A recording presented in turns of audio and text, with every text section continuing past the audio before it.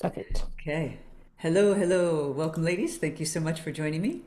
My name is Michele Schalin. My company is Mindful Metamorphosis, and I'm an author of a book of the same title. And I am a mental fitness coach. I do private coaching, I do workshops, retreats, and I also I facilitate corporate wellness programs for companies, in person and virtual. I've designed a 6-week program for employees or leadership for stress management, brain training, mindfulness, meditation, breath work, and emotional intelligence training.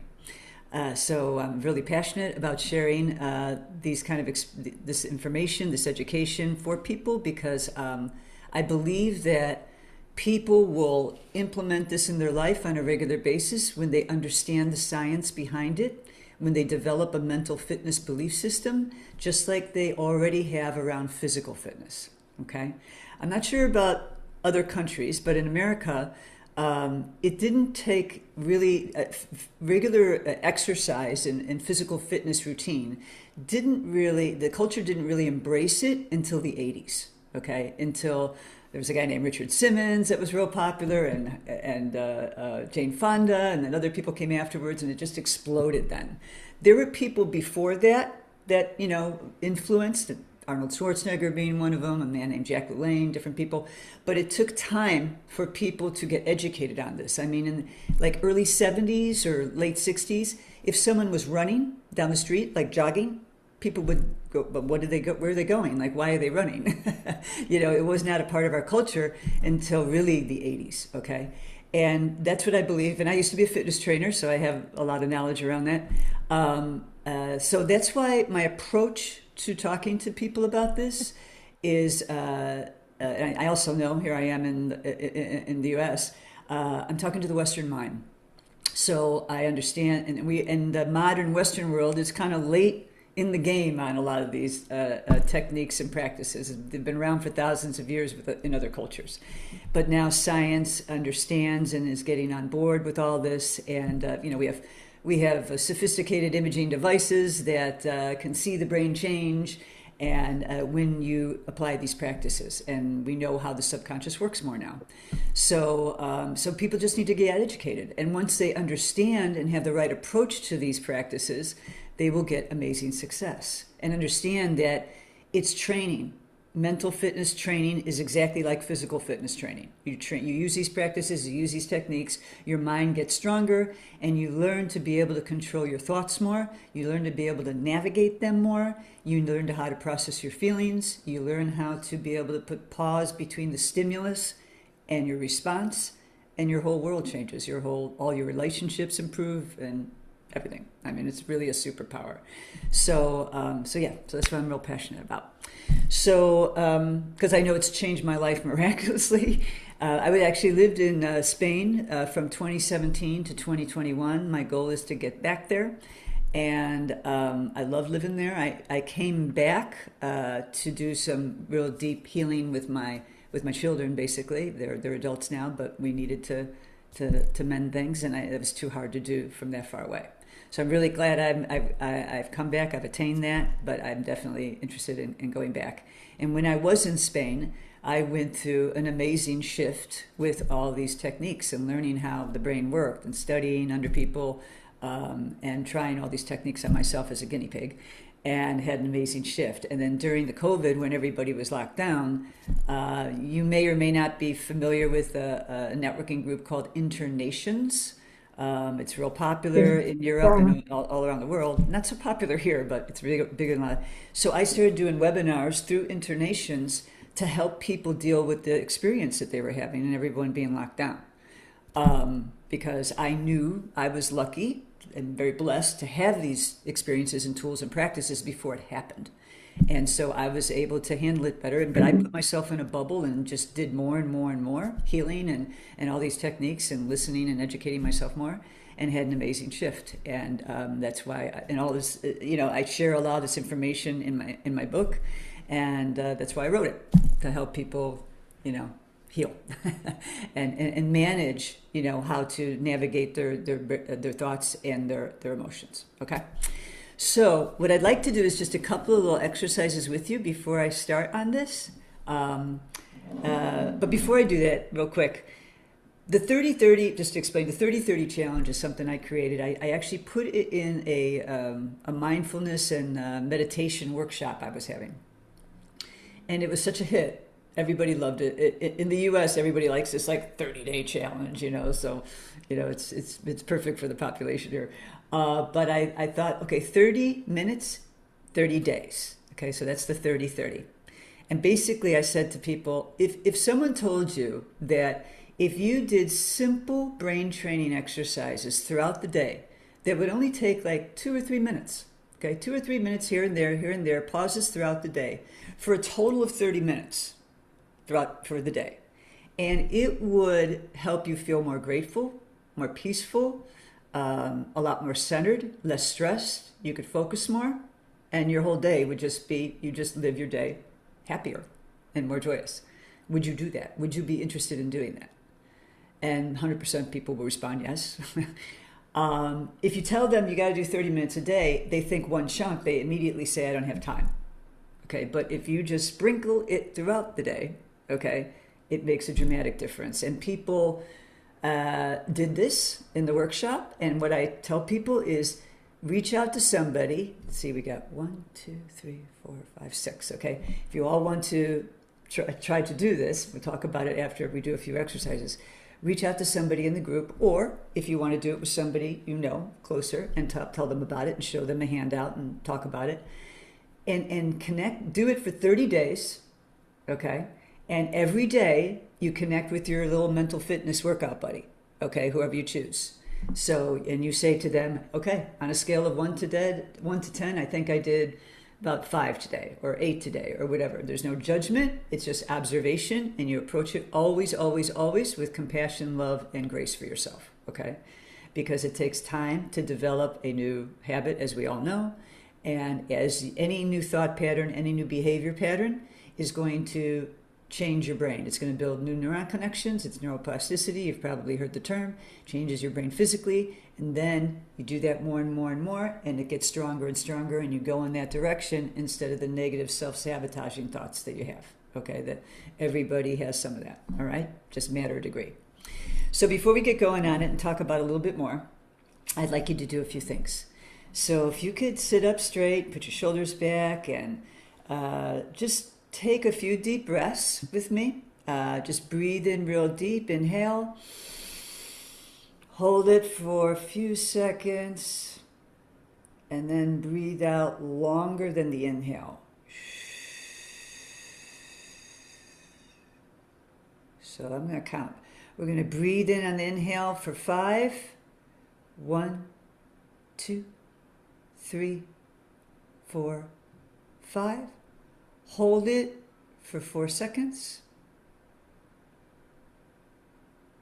And then breathe out slowly for 8. 1, 2, 3, 4, 5, 6, 7, 8. Let's do that one more time. Breathe in 5. 1, 2, 3, 4, 5. Hold it for 4. 1, 2, 3, 4. And breathe out for 8. 1, 2, 3, 4, 5, 6, 7, 8. Okay, that's a really good grounding practice. Okay, I'm going to ask you to do something else, but here I'm going to ask you to stand up. Okay? So if you could all stand up. And just shake your body like this. Just shake. Shake, shake, shake, shake, shake. Shake your arms, shake your shoulders, move your head around, shake your arm, and just kind of vibrate as much as you can. Okay? Just keep on going. Really try to loosen it up, almost like you're like a little rag doll. Okay, great. And just kind of sweep your hands up. Breathe in. Come down. Breathe in. This time when you sweep up, take your hands back like this. Okay? So breathe in. kind of bend back a little bit, nice and tight core, and then come down. Okay, great. Roll your shoulders a little bit. Go ahead and sit down. What I actually missed on that, I should have had you do a body scan before I do that. It's really great to do a body scan sometimes, and that's just like paying attention. We can do it right now. I like to do it before and after so you can see the difference after you do the breath and after you do the shake a little bit. So go ahead and close your eyes and just think about, just observe. Where do you feel tension? Where do you feel any kind of contraction? It could be your jaw, could be your neck. Kind of move down to your shoulders. Maybe in your upper back, your low back, your core, your solar plexus area. People hold anxiety here sometimes. Your hips, your feet, just go all the way down. You're not trying to change anything, you're just observing it. Okay? And now keep your eyes closed. And put a little small smile on your face, like a little baby smile. And think about 3 things you're grateful for. And don't just bullet list them. Like, I'm grateful for the relationship with my daughter because it is amazing. We've gotten so close and healed so much. And we just have a very, very beautiful, joyous connection. Something like that. And just do 3 things like that.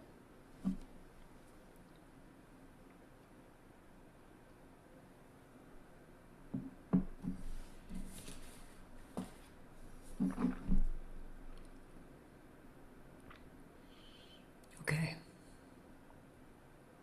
Perfect. How do you feel? Did that give anybody a little shift of how you felt when you walked in? Feel free to speak up. Those are just samples, examples of little simple things, real simple stuff that you can do throughout the day. These are just little practices that you can do. This is the kind of brain training and somatic release of your body that you can do that will help you live a happier, more grateful life. The shake, what we just did, every time there's a new trend or a new industry or something like that that's getting attention, there's certain words that get latched on a lot. Somatic healing is when you move energy through your body and release it, okay, in different modalities. And so that shake is now, people are calling it a somatic shake. I just had an experience where after I wrote my book, I did a book tour, I visited some friends in Key West where I used to live in the US, and I went to a yoga class and she had a shake like that for 5 minutes, all right? And it felt amazing. Okay, it was it was like, well, it was a long time to do that in a yoga class. But she timed us and made us do it for 5 minutes. And it was so amazing. I talked about it in a Zoom chat, and some guy was like, oh, you like that? You should get a vibrating plate. I was like, really? And I did. I got a vibrating plate, and anybody interested, I could talk about that. It's amazing. And I've been using it for about 2 years in my life, almost daily. And, everything is energy. And we absorb energy from other people. We absorb energy from cell phone towers and all this technology all around us. Okay, we absorb. We create energy, and when we don't process our emotions, emotions are energy, and they get stuck in our body. Okay, so there's a lot of energy that can get stuck in our body, and if you don't move, okay. Shaking, walking, swimming, dancing, hiking, anything, just some movement to get this out, it gets stuck in your body, it causes a lot of pain, causes anxiety, causes sleep problems, and it can cause a lot of disease, okay? Because your body is like a river, it needs to move, and it needs to have energy flow through it, okay? It's really, really important. So now they call it a somatic shake. But I also facilitate breath work. I don't know if any of you, show of hands, anybody do breath work at all? Okay. I highly invite you to try breath work. I actually have a recording where I can do it remotely, but if you can find it in your area, you go to yoga studios probably and ask them, any facilitators for breath work. It's a very powerful practice. It's fantastic. There's all different techniques. I teach holotrophic breath work that was originally created for trauma healing, but it's a meditation, so it's very versatile. You can use it for a lot of things, and it's very powerful emotionally, physically, spiritually, the whole deal. So that is another form of somatic healing, okay? These are all these things. Basically, you just pick what resonates with you the most, okay? Just like if you were going to get into a physical fitness program, all right? You're not going to I wouldn't tell somebody to go running if they hate running, all right? Or, I'd ask them what kind of activities they like. Get the physical activities in your life. When you like them, you will do them. You will enjoy them. You need to find something that you enjoy and it doesn't feel like torture. And that's how you will do it in your life on a regular basis and include it in your lifestyle. Mental fitness is no different, okay? Different types of meditations, different types of breath work, different types of things that on the handout that you will see, resonate with you differently, okay? And sometimes something will resonate with you for a few months, and then something else, I like this, I want to try this, okay? So you just got to find the things that you like the most and resonate with you the most and that you enjoy and that really, help you feel grounded and centered, all right? Because when you're more grounded and centered you are, you check in with yourself, pauses throughout the day, do these little techniques and practices, that's where your whole well-being is improved. Your health is improved. It's not just about, I want to take this mental fitness workshop because I want to learn how to handle my stress so I don't feel stressed out and I feel peaceful. No. And all the stress here in your mind is in your body. It's all the same. So when you're feeling stressed and you're feeling tense and you're not present throughout the day, which we're thinking about the next thing all the time, all right? This affects your physical health. This affects your well-being. This affects your immune system, right? If you are in the flight or fight survival mode throughout the day, you don't need to be in panic mode to be in flight or fight. You can have that contraction and that sense of unease and that tenseness of thinking about what do you got to do next, what do you got to go next, and the next thing all the time, okay? That puts you in flight or fight, and a lot of people live this way. Okay, certainly a lot of people in the U.S. live this way.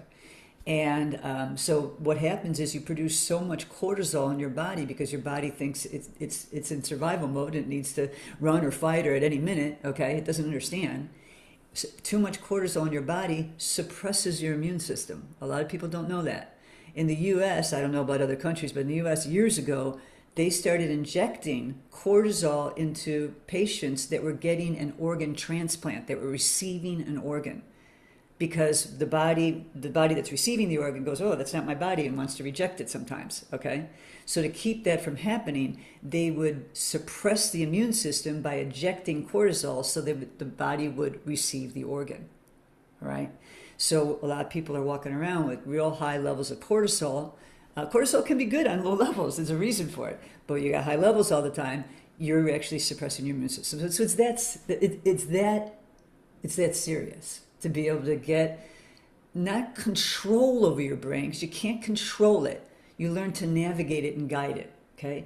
You can't stop the thoughts coming in all the time. Your brain is constantly working, okay? It's taking internal cues and external cues constantly, all right? So when you approach mindfulness or breath work or meditation or any brain training technique, I want to quiet my mind or shut my mind down or something like that, it's not a realistic approach. It's not a realistic expectation, okay? The key, the common denominator for any kind of brain training, which is meditation, mindfulness, okay, breath work, is focus. And when your mind wanders, you refocus. You just keep on wander, focus, wander, focus. That's the exercise. That's the training. That's how simple it is. Okay? And understanding that it's training, this is not an immediate gratification. Every experience is different. Every meditation is different. Every time you do breath work is different. Every time, because it depends on where you're at in your mind when you go into it. Okay? Movement before you do, particularly these kind of activities, helps a lot, because like the body shake, walking around, moving your arms, sweeping your arms, stuff like that. That kind of stuff before you go to sit down and meditate, if you're actually sitting down to meditate, helps tremendously. It helps your body relax and be able to be still for a little while, okay? The approach should always be with love and compassion for yourself, okay? A lot of our cultures give us toxic messaging, and we have this critical, judging, self-critic, perfectionism, and, we're not doing it right, blah, blah, blah, whatever, okay? Your thoughts are everything, okay? Everything. Every tiny little thought that comes into your brain actually is really important, okay? Whether it be a positive thought or a negative thought.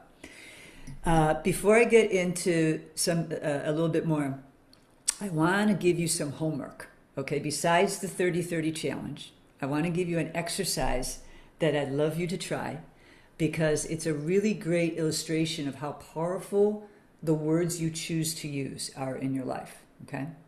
So basically it's going to be, you do it 2 different days. Don't do it the same day, okay? Because I want you to pay attention to like how you're responding emotionally and how your body's responding to what you're doing, okay? Like really think about it and pay attention to it. So you don't want to do 2 separate days.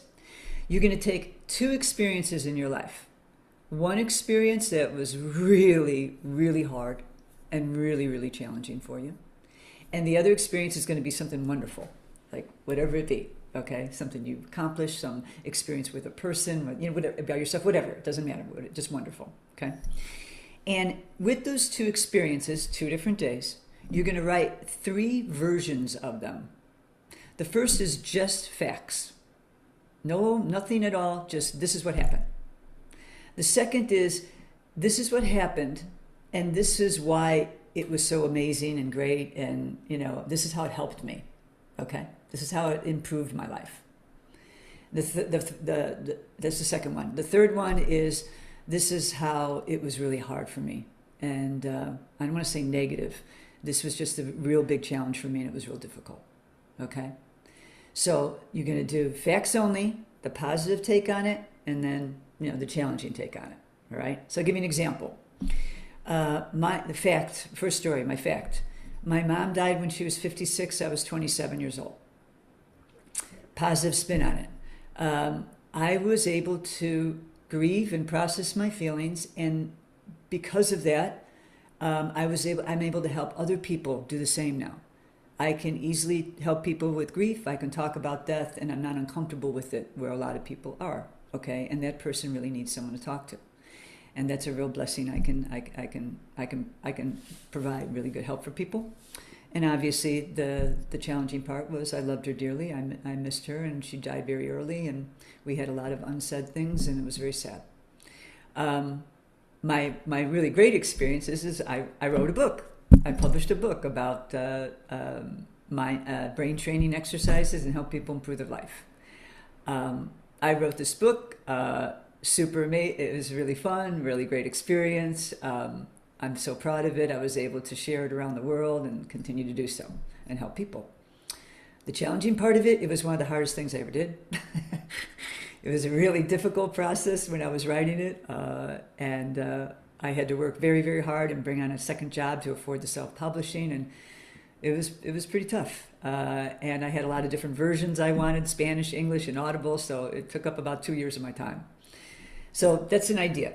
And so what I want you to do is, when you do this exercise, pause between each version that you're writing, okay, when you're using the different words, and before you write you write the facts, and then you just pause for a second and pay attention to how you feel emotionally and physically.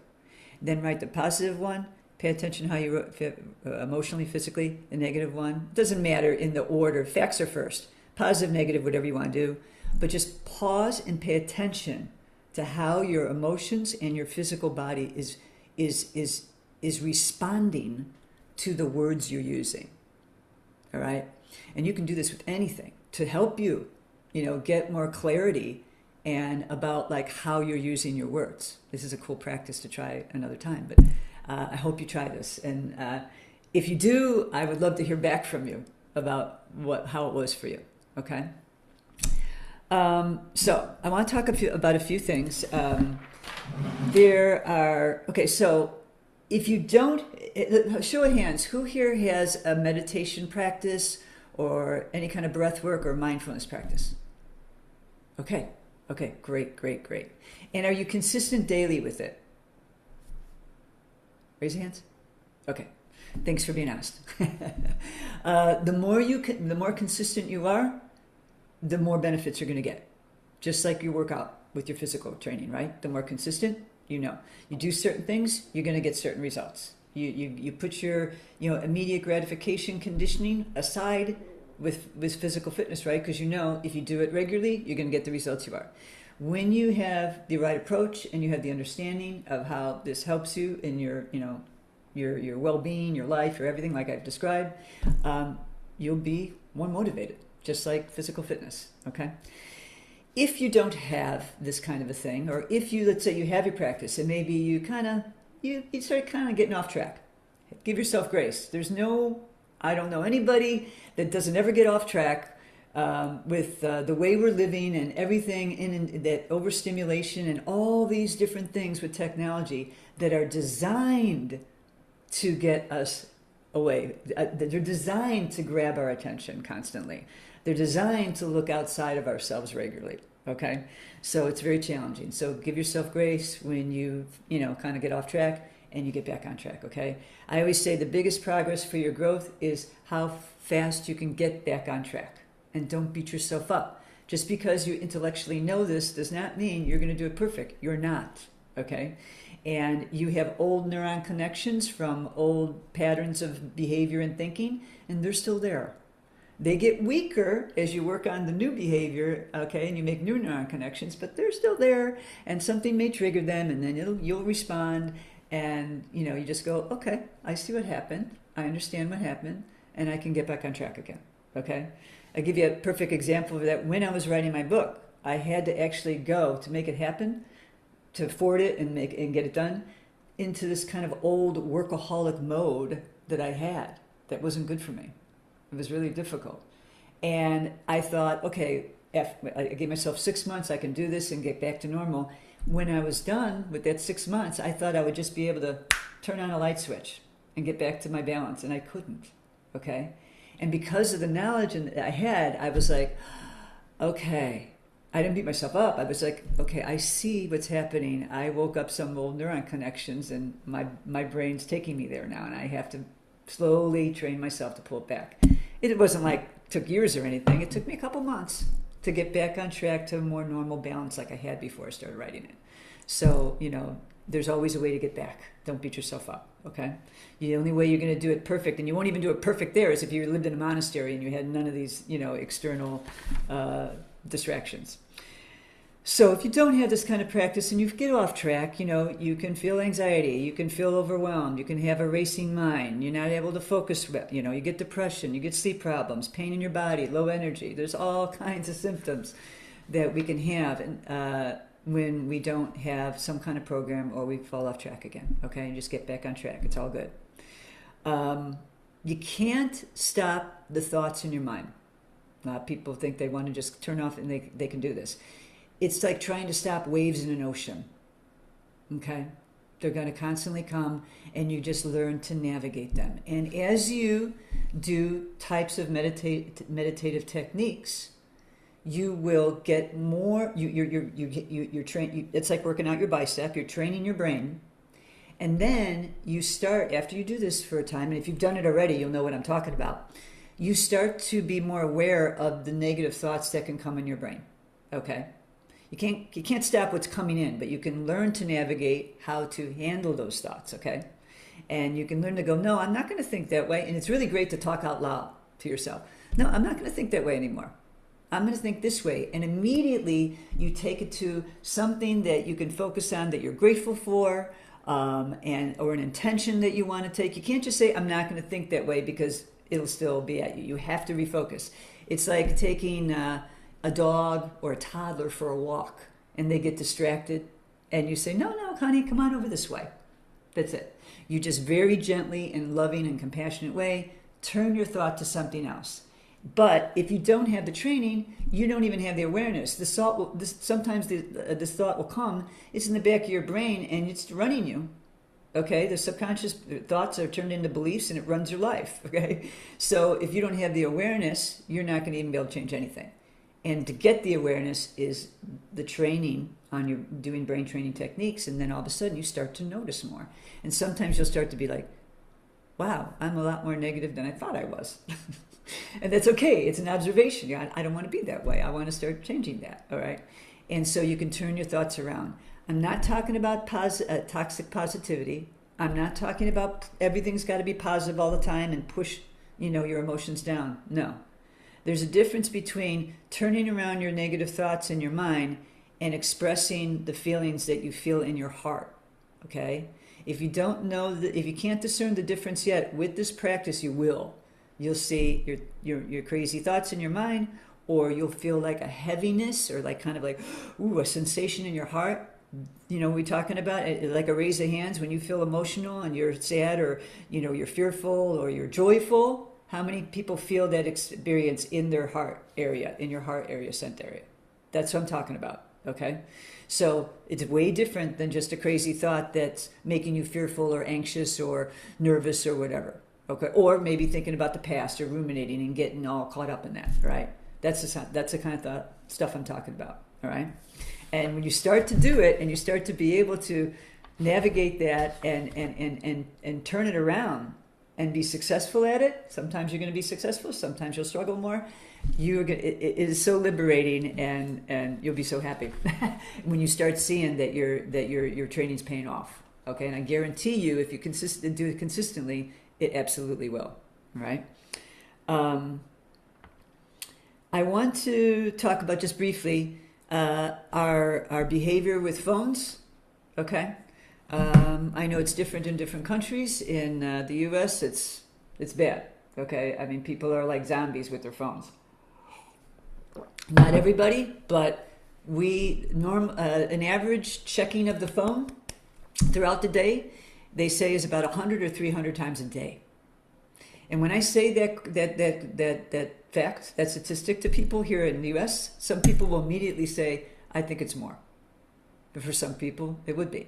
So, pre-smartphone, we didn't have this constant distraction, okay? Is anybody here familiar with Andrew Huberman? Okay, I highly invite you to check him out. Dr. Andrew Huberman, he's a neuroscientist. He shares a lot of free information on his podcast on YouTube. It's amazing.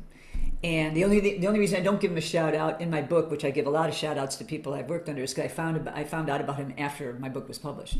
But he talks about a lot of great stuff. One recent talk I heard him talk about, and he called this fractional experiences, us constantly going to our phone. We're interrupting our daily experience throughout the whole day. We're interrupting it with this distraction, okay? We never had this before. We know this. And so what it's doing, like I said, any thought pattern and any new thought pattern, any new behavior pattern is creating new neuron connections in your brain. It's changing your brain. So what this is doing, it is actually it's changing our brain. It's making our brain harder to focus on one thing for a long period of time. Okay? And here in the U.S., the last 6 years, 7 years, probably the last 8 years before I even came back. I came back February 2021. And when I heard people start talking about like their ADD and ADH brain and all these problems with focusing and da-da-da-da-da, that didn't happen before. That wasn't happening before with adults. That was happening years ago in the early 2000s with like 2010 with kids, with computer games and stuff like that. They started experiencing these things. But fast forward with smartphones for years, this is what's happening to adults now. We have terminology in the U.S. now. They talk about deep work. Deep work is simply concentrating on one thing for 40 minutes. Okay, the term never existed before. All right, or sometimes on websites, on a blog, it'll say read time, 4 minutes. Like, it's only 4 minutes, you can do it, It's like, I mean, this is how distracted, that this causes. You have a dopamine overload. The threshold gets so big that if you're not overstimulated by regular activities that you used to like, you get bored. All right, the overstimulation, it's too much for the brain. Those are two things that are apart from what I'm talking about, the fractional experiences. Okay, so it's causing our attention span to be much lower. Here in the US, like 8 seconds. It's like attention span of a goldfish. All right, it's changing the way people feel, and not for the good. All right, so that's, I like to talk about these things because these are challenges we're dealing with all the time. Our brain was not designed for this. That's why it's having these kind of symptoms, and the people are feeling overwhelmed and they can't focus because the brain is like, I've got too much going on. I'm going to make you take a break. I'm going to give you brain fog because you're not giving me enough rest. All right, so we need these tools more than ever, to combat with what we're dealing with. Because anybody who's in business, we all know we have to use technology. That is a part of our life now. All right. I have a love-hate relationship with technology. I always have, ever since it started.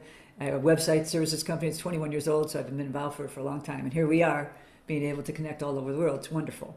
But there is a side that is very challenging for our mind and body, and we need to address that, or else we're going to suffer more.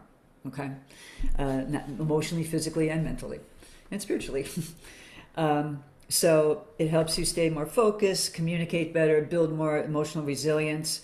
And when you build more emotional resilience, you increase your emotional intelligence, you learn how to communicate better, your whole life gets better because all your relationships improve, right? And whether it be personally or professionally. And what's the biggest, most important thing in our life? Our relationships with ourselves and other people. Okay. So I want you to open up. So first off, any questions before we move on to look at the handout?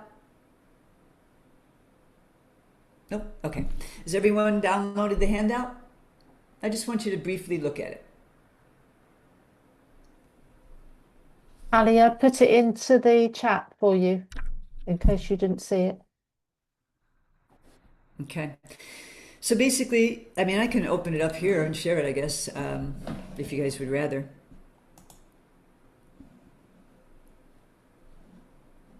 Hold on, I gotta open it up in my computer first.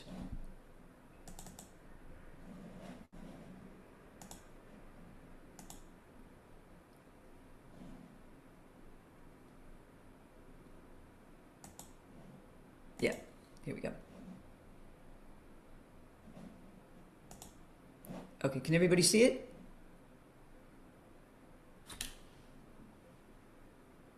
Am I doing it right? Can you see the handout, guys? Yep. Sorry. Yep. Okay, I'm just fiddling with the settings. Okay, so everybody can see it because I can't really see it. I'm sharing it, but I can't see it. So it just explains a little bit what I talked about already. I don't have to, go through it all. It explains the different things that you can do. Okay, so number one, where it says daily micro practices. Okay, it talks about all the little things that you can do, like I talked about throughout the day, 2-3 minutes a day for 30 minutes. You just throughout the day, you keep on checking in with yourself, basically. How am I feeling? Put your hand on your chest, do some deep breathing, walk around a little bit, move your arms, whatever. All different things I have in the handout, in the second, third, fourth pages. I give you all kinds of examples of things you can do. Okay. And then checking in, finding someone that you can check in with every day. This is important. Okay. Think about when you maybe someday sometime in your life you had a fitness program or something you want to stick with, and when you have somebody to check in with every day and help you, it really makes a big difference. It'll help you stick with it. Okay. And so that's super important. End of the day reflection. This is when you're like, okay, checking in with your friend, or how did I do that day? Write down something, gratitude, whatever. I don't want to read it all now because we don't have a lot of time, but you can look at this, okay? The mental fitness buddy system, already explained that, and approach it like a game, okay? Be serious about it, be playful, okay? That's going to help you be more compassionate and loving for yourself. It's just fun. Just make it fun. Don't judge it when you see yourself judging yourself, when you see yourself getting critical of yourself. Stop it immediately, okay? Just talk to yourself. I'm sorry. I'm sorry, Michelle, I'm sorry, sweetie. I'm sorry I talked to you like that. This is fun. I'm not like trying to, be a sergeant and, make you do something you hate. This is something fun. We're taking care of ourselves. Let's make this a game, okay? And then on the second page, Can you scroll up to the next page, Michelle? okay. Oh, okay. Yeah. Sorry. You see it? Yep. Okay. So the second page, I start talking about different types of examples, okay, of things. Okay. Now, this doesn't have to be, when I say week 1, week 2, week 3, or 4, this doesn't have to be in order. If you go through these to see the second page and then here the third page, okay, these are just categorized by, a subject matter, okay? Connection and integration, energy reset, focus and positivity, grounding and awareness. This is just formatting, okay? Just formatting for the handout. It does not need to be in order. It's really important. I don't want you to think, oh, I can only do these things in week 1. No.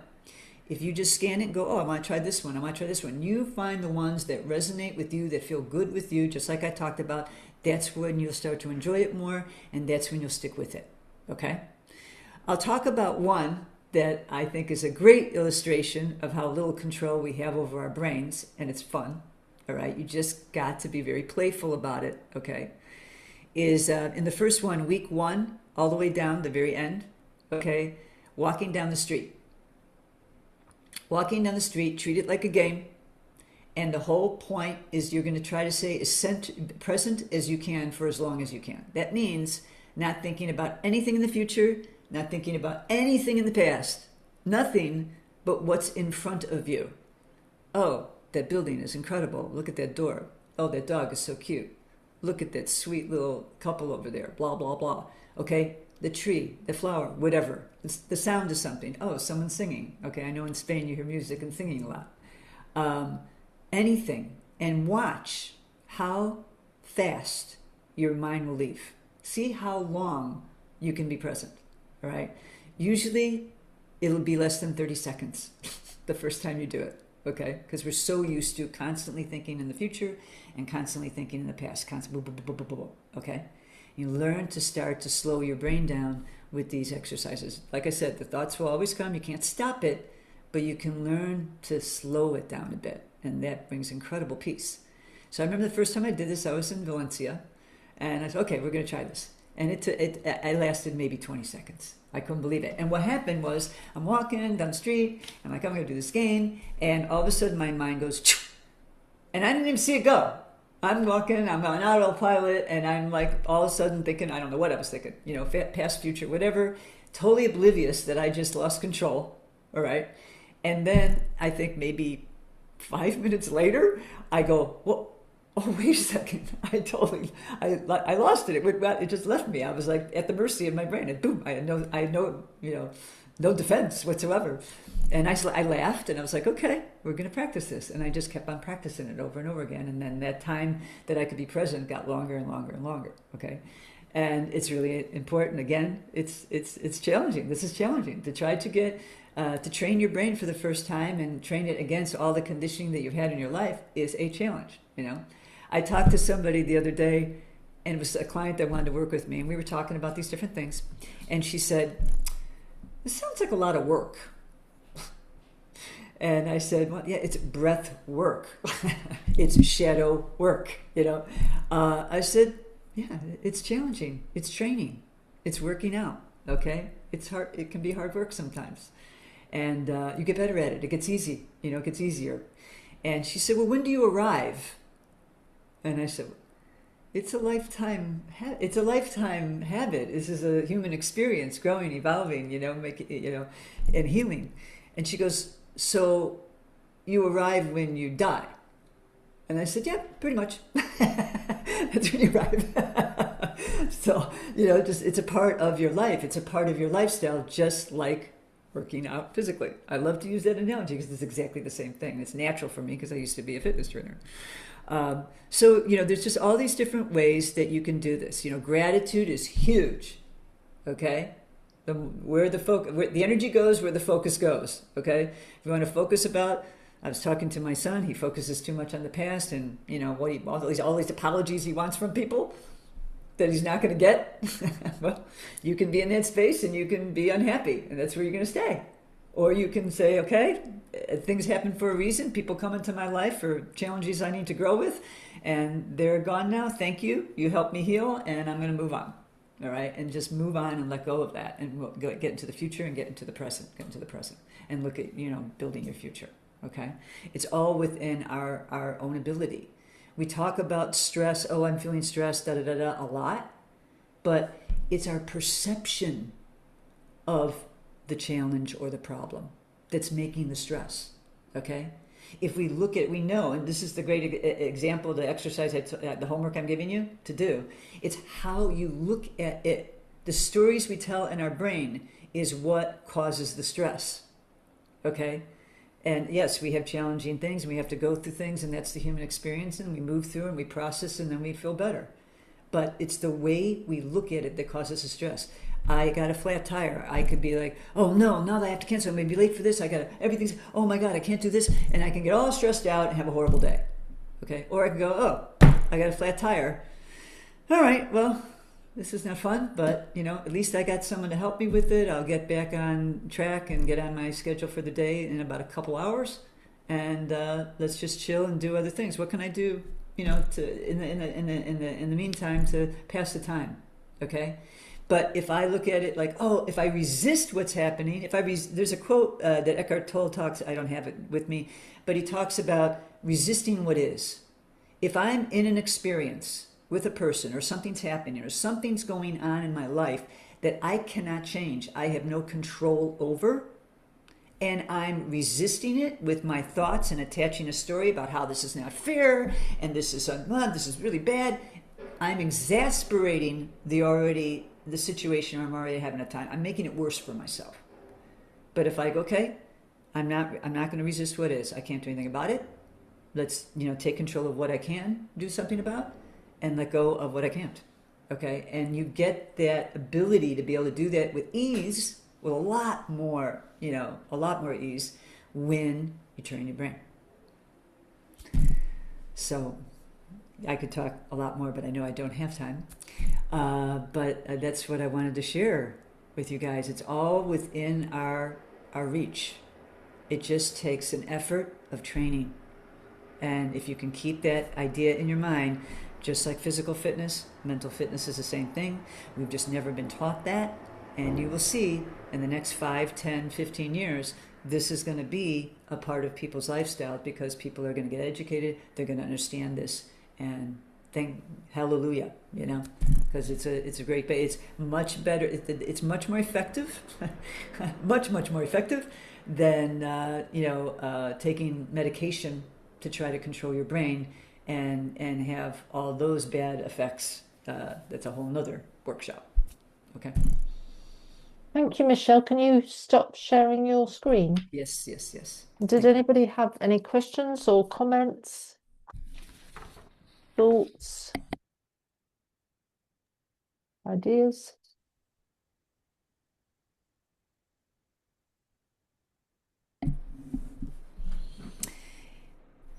If you think of anything, does anybody want to share experiences maybe Well, go Ali ahead. and Anella are waving, Oh so yeah, go, Ellie. This you talked about 30-day challenge, yeah? Yes. Doing it so the writing down. So what it is, okay, so the 30-day challenge is all these different week 1, week 2, week 3, week 4, all these different Yeah, examples I'm giving you. yeah, So we you do that. choose whatever you like, okay, throughout the day, all these different ones. Pick different ones. Pick 5, pick 10, whatever you want. You can, for the first week, if you want, you can start with, doing 3 different types of things. And you So you're just doing do 30 them. minutes, 3 lots of 10 minutes, for example, yeah? No, it doesn't have to be 10 minutes. That's kind of long. I'm making it shorter for you. Okay. Oh, okay, okay. Like these little things that you see, the bullet points and all these can take, 2 to 5 minutes long. That's all. Okay. Two, three, four, whatever you use. You can just sit in your car and after a meeting and go, okay, let's process that. Let's breathe. Let's close my eyes. Let's breathe. Think about how that was. How did that feel? And then what's my intention now? I'm going to go shop. I'm going to have a great day. I'm going to be present. I'm going to be joyful. I'm going to meet up with my friend, whatever it is, and then move on to your next thing.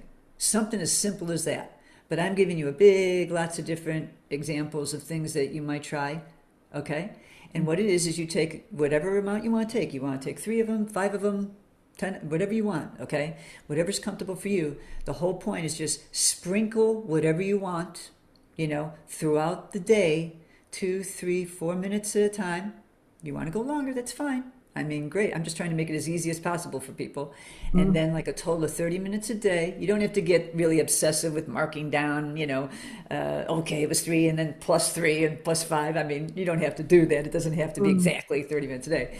So just do that throughout the day. And at the end of the day, you say, okay, how did I do?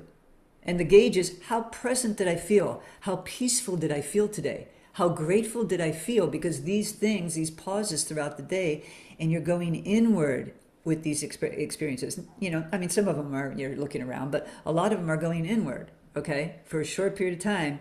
And that's going to help you stay grounded, more centered, more peaceful. And so at the end of the day, you ask yourself on a scale of 1 to 10, you don't criticize yourself, okay? And you may be doing it great the first 2 weeks, and then maybe you have a tough time the third week, whatever. It's okay. It's all normal, all right? You're not doing anything wrong, all So right? this is 30 days, yeah? Yep, you do And it then for how do 30 we days. do it? What's the maintenance for the following month and the Okay, rest? so for 30 days you do this. Get someone to do it with, okay? It's going to be a lot easier unless you're super disciplined, okay? It's a lot easier and more fun. It's more fun to share your experience with another person, okay? So at the end of every day, you're going to check in with somebody. However you want to do that, text, video, chat, whatever, in person, whatever you need, whatever works. And you check in with somebody. And then you're going to see throughout the challenge, but at the end of the 30 days, you're going to see like, wow, like I was feeling better. Pay attention. Pay attention to how your body's feeling. Pay attention to how your mind feels. You will see a big difference in how you feel. And then you're just going to start in the second month, you're just going to start doing it more. Keep it going. Keep it going. Start to do it more. Pick out different ones that you have and choose. Look at the ones that you go, oh, I like doing this. Let's do this a little longer next time. Okay? Maybe I could do that exercise for 10 minutes instead of just 2 or 3, if you like it. You know what I'm saying?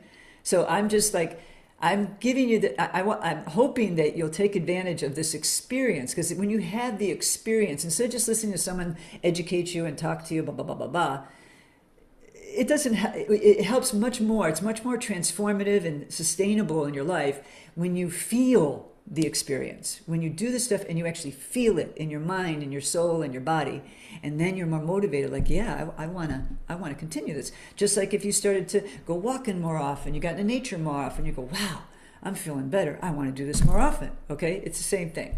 So I don't have an agenda for the second month, but it's just like, okay, let's try a little bit more. Let's experiment with a little bit more. Just keep it going. Keep it going as a lifestyle.